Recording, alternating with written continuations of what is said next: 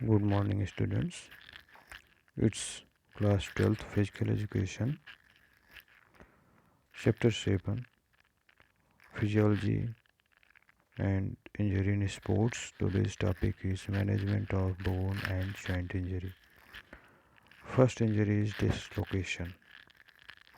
Dislocation of joint is a main injury. In fact, it is a dislocation of surface of bone, or it can be said that it is an injury which force the bone out of their socket. It temporarily deform or immobilization the joint. There are following types of dislocation. तो हमने जो है पिछली classes में joints की dislocation के विषय में पढ़ा था, और आज उसका जो मैनेजमेंट है कि हम किस तरह से उसका रख रखाव कर सकते हैं, ट्रीटमेंट क्या होगा, इसके विषय में जानेंगे। तो एक छोटा सा ओवरव्यू देख लेते हैं। इफ़ जो आपकी जॉइंट इंजरी है उसमें आपका जो जॉइंट है किसी ज़बरदस्ती की तनाव से या खेल में गिरने से और किसी वजह से जब वो अपने जो उसकी नेचुरल प्लेस है वहाँ से वो किसी भी साइड यानी बाहर की साइड या साइड में खिंच जाए, बाहर निकल आए वो, तो उस या अपनी जो उसकी मेन प्लेस है वहाँ से वो हट जाए, तो उसे डिसलोकेशन भी कहते हैं। और इसमें जो डिसलोकेशन के टाइप्स हैं, डिसलोकेशन ऑफ अपर जा, ऑफ लोअर जा, यानी कि जो हमारी मैडिबल है उसका अपनी जगह से हिल जाना, इधर उधर हो जाना। हाँ, तो generally it occur when the chin strike off any other object. तो हमारी जो चिन है यानी कि हमारा जो लोअर जा है जिसे हम मैडिबल कहते हैं, जब उस पर किसी चीज़ से जोर से स्ट्राइक हो जाए। It may also occur if mouth is opened excessively. तो देखिए दो चीज़ें हो सकती हैं, या तो चिन पे किसी चीज़ की स्ट्राइक हो जाए, चाहे बॉक्सिंग में, या आप ज़मीन पे फेल डाउन हो जाओ और हमारी चिन जो है डायरेक्टली जो है वो सरफेस के साथ उसकी जो है कि इम्पैक्ट हो जाए, या फिर हम अपनी जो लोअर जा है, चूँकि हमारी अपर जा मूवमेंट नहीं होता, सिर्फ लोअर जा में मूवमेंट होता है, तो वो ज़रूरत से ज़्यादा आप ओपन कर दो। यानी कि जो कभी कभी हम जम्हाई लेते समय अपनी सांस को ज़रूरत से ज़्यादा ओपन करते हैं और ये बहुत ज़्यादा हो जाएगा, तो फिर डिसलोकेशन ऑफ लोअर जा हो जाएगा, क्योंकि वहाँ पे कोई प्रॉपर जॉइंट नहीं होता।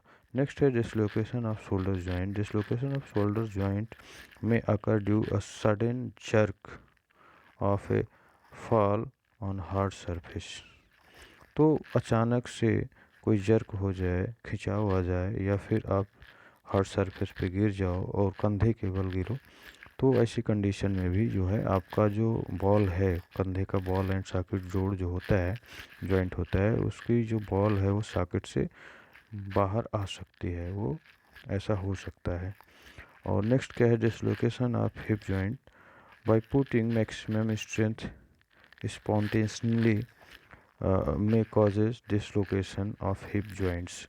तो इसमें क्या है कि अनायास ही बिना किसी जो है इंटेंशन के फोर्सफुली हम जो है जब अपने जो हिप है का जॉइंट है उसमें कोई तरीके का खिंचाव या कुछ हो जाए, उस कंडीशन में यहाँ भी same ball and socket joints होता है, और वो जो बॉल है वो सॉकेट से डिसलोकेट हो जाए, थोड़ा सा उसमें मूवमेंट हो जाए, वो डिस्प्लेस हो जाए, तो भी ये हिप का डिसलोकेशन जॉइंट हो जाता है। इसे मैनेज कैसे करना है, तो कॉल मेडिकल हेल्प इमीडिएटली। क्योंकि इसमें हम खुद से कुछ नहीं कर सकते, हम अगर चाहें भी तो हम उस बॉल को सॉकेट में प्रॉपरली फिट नहीं कर सकते हैं। तो इसके लिए क्या करना है कि हमें जो है मेडिकल हेल्प की ज़रूरत पड़ेगी, तो हमें तुरंत ही मेडिकल हेल्प की ज़रूरत है। तो डॉक्टर या भी जो भी हो उपस्थित हो, उसे हमें तुरंत कॉल करना चाहिए। Do not try to move the joint और the place is back in the socket. और आप खुद से ट्राई नहीं करेंगे कि जो आपकी बॉल है वो सॉकेट में हिट हो जाए। ऐसा हमें स्विंग नहीं करना है। Keep ice on the spot to dislocation of control swelling. तो हमें ध्यान देना है कि जो आइस का ट्रीटमेंट है उसे ऑन स्पॉट स्टार्ट कर देना है, जिससे कि आपकी स्वेलिंग को कंट्रोल किया जा सके। अदरवाइज स्वेलिंग ज़्यादा होने से ये प्रॉपर लोकेशन नहीं पता हो पाएगी कि बॉल और सॉकेट कहाँ पे हैं। तो स्लिंग और splint to the effected joint into the fixed position. तो इसको जो जो हमारा जॉइंट है उसको जहाँ पे है वहीं पे टाइट बांध देना है, जिससे कि उसमें और ज़्यादा मूवमेंट ना होने पाए और ज़्यादा डिसलोकेशन ना होने पाए। अब उसके लिए आप कपड़े का या फिर पट्टी का यूज़ कर सकते हैं, ये आपके ऊपर डिपेंड करता है। फ्रैक्चर, फ्रैक्चर मीन्स हड्डियों की जो कंटिन्यूटी है अगर वो ब्रेक हो जाए, हड्डियों की जो कंटिन्यूटी है अगर वो ब्रेक हो जाए तो उसे फ्रैक्चर कहते हैं। यानी कि बीच में हड्डी कहीं ब्रेक हो जाए या उसमें कोई दरार पड़ जाए या टूट जाए तो उसे ब्रेक कहते हैं। और इसका मैनेजमेंट देखना है तो सबसे पहले स्ट्रेस फ्रैक्चर।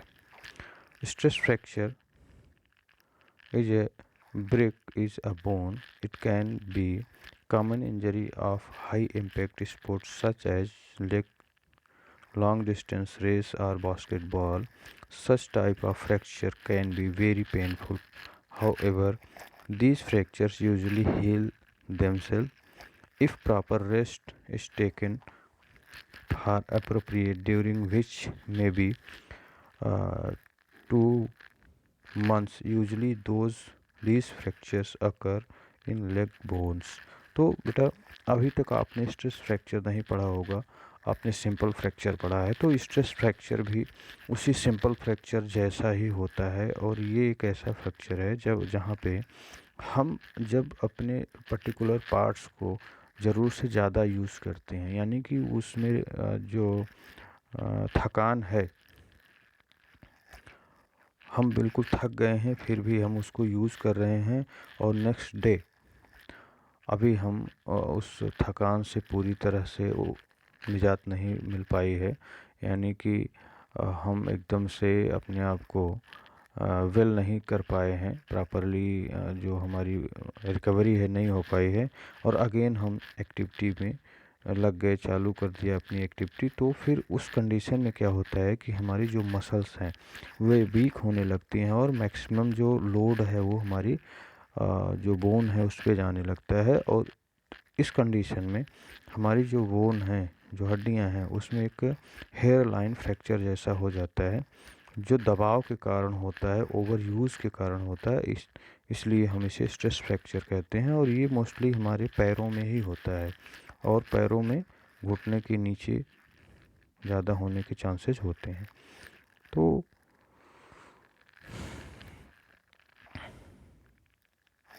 इसमें क्या है कि अगर हम अपने आप को रेस्ट दे दें, ज़्यादा प्रॉपर रेस्ट मिल जाए हमारी बॉडी को, तो ये लगभग 2 महीने में ये जो फ्रैक्चर है ये ठीक होने की संभावना होती है।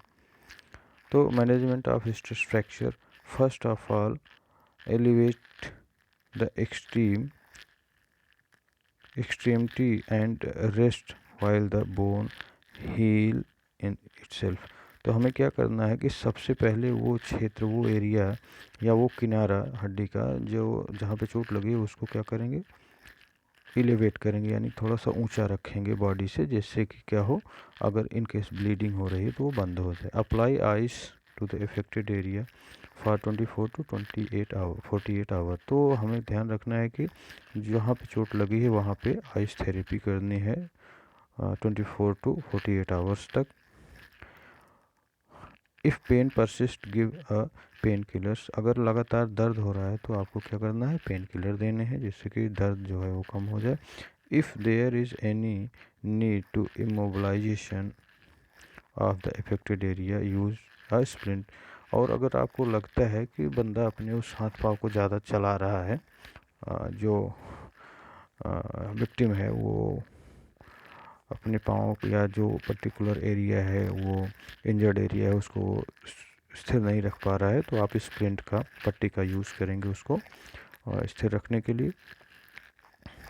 When swelling is reduced, start putting partial weight on the affected area। और जब आपको लगता है कि स्वेलिंग कम हो गई है तो आप जो है पर्टिकुलर एरिया को जहाँ पे चोट लगी हुई है उसको एक छोटे वेट के साथ यानी हल्का हल्का उसको फिर मूव कराएंगे, उसको उस पर लोड देंगे। क्रंचेज और वॉकिंग स्टिक में B use in the beginning. और शुरू में हम क्या करेंगे, स्टिक के साथ जो है धीरे धीरे चलने की कोशिश करेंगे। After 2 week start putting normal wait.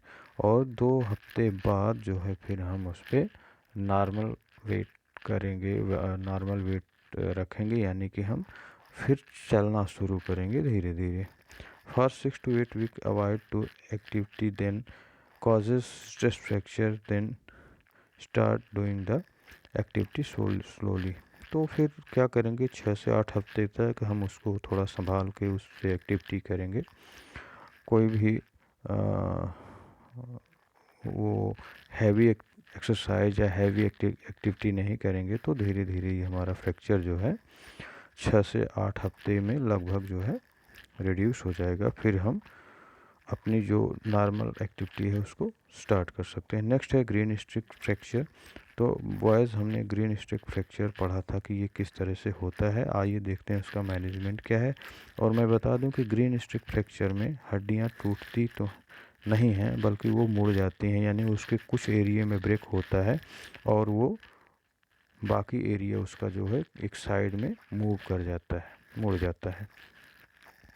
Most of these fractures involve arm and legs, which required immobilization to make the bone grow back together in proper और natural position।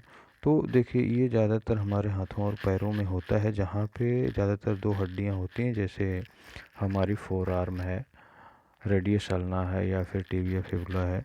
ऐसे में चूँकि यहाँ पे 2 हड्डियाँ होती हैं तो हो सकता है कि छोटी हड्डी जो है, हल्की वाली हड्डी ब्रेक हो जाए और दूसरी वाली जो है थोड़ी सी टिल्ट कर जाए, मूव कर जाए एक साइड में।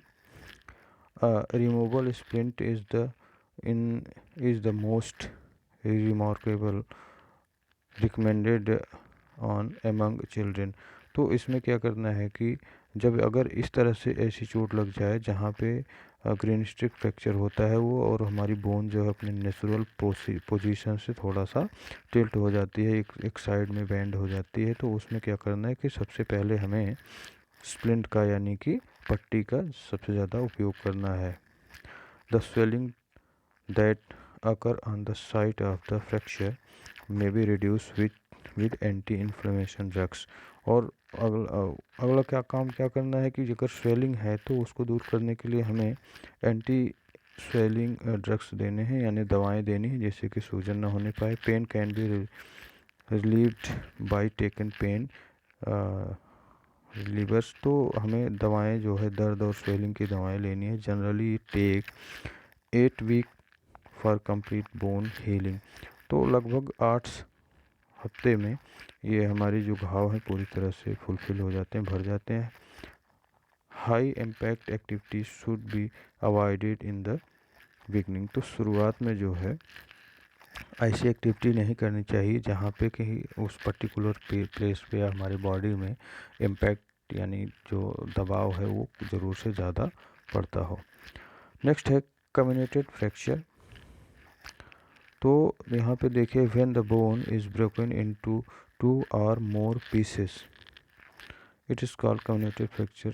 Such type of fracture is possible in cycling race, cycle race और मोटरसाइकिल रेस। तो देखिए कम्युनेटेड फ्रैक्चर जो है इसमें हड्डियाँ एक से ज़्यादा जगहों पे टूटती हैं और वे छोटे छोटे पीसेस में कन्वर्ट हो जाती हैं। तो इसका मैनेजमेंट कैसे करना है, मैनेजमेंट ऑफ कम्युनेटेड फ्रैक्चर कैसे इसका मैनेजमेंट करना है। तो the management of as well as treatment of comminuted fracture is not as easy job because of many fragmented pieces of bone. तो देखिए ये थोड़ा सा मुश्किल है इसका मैनेजमेंट करना, क्योंकि यहाँ पे हड्डियाँ टूटती ही हैं। कम्युनिकेटेड फ्रैक्चर में हड्डियाँ टूटती हैं और वो पीसेज में कन्वर्ट हो जाती हैं, उसके छोटे छोटे टुकड़े भी अंदर ही अंदर हो जाते हैं। तो फिर उसका ट्रीटमेंट आसान नहीं होता। Immobilisation above and below the fracture area should be maintained with the help of plaster and splint। तो अब क्या करना है कि उस पर्टिकुलर एरिया में उसको इमोबलाइज करने के लिए या फिक्स्ड करने के लिए प्लास्टर और स्प्लिंट पट्टी का उपयोग करना चाहिए, कि जिससे कि उस पर्टिकुलर एरिया में किसी तरह की मूवमेंट ना हो। For pain management specially the arm fracture pain killer should be given to the affected persons. तो अगर दर्द हो रहा है तो क्या करना है, पेन किलर वगैरह देना है जिससे कि दर्द जो है वो कम हो जाए। Infection should be avoided by given antibiotic. It may take for more than few months to restore it to its normal condition। After that physical therapy should be used to treat completely।